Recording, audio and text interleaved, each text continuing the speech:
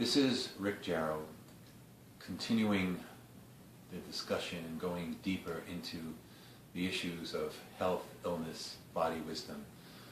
I want to clarify one thing about this. I am not anti-medical. I am not anti-MD. There are some great doctors out there, really sincere, helpful people.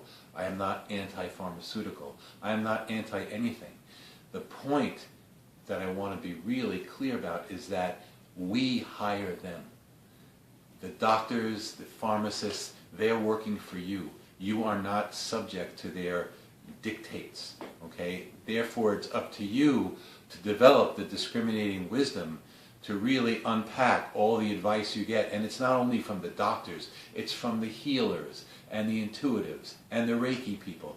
They're working for you. So one thing that might be helpful is to think about is that aside from whatever else might be going on in your body, illness and health are essentially narratives.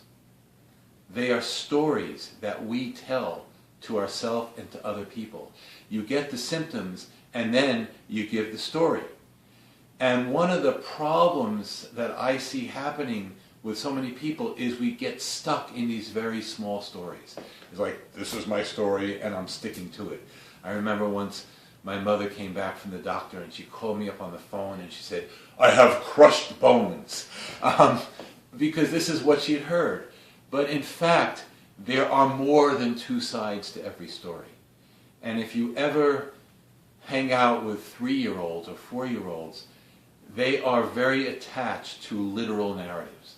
If you say something different, if you use a different word, they get very upset. If you use, if you say it's a kernel instead of popcorn, they'll get very upset because you called it popcorn. So the more literal you are, the more you get stuck in the literal narrative, i.e., these are the numbers, your blood pressure is here, you're in danger, the more you are captive to information that has solidified into an unchangeable story, instead of understanding that those numbers are simply what is being shown at that very moment in time, and every second time is changing. So we want to move out of the literal linear stories and open to the greater narrative that we can tell ourselves, i.e., this is not necessarily an illness, this is the way that the body is moving you back into balance.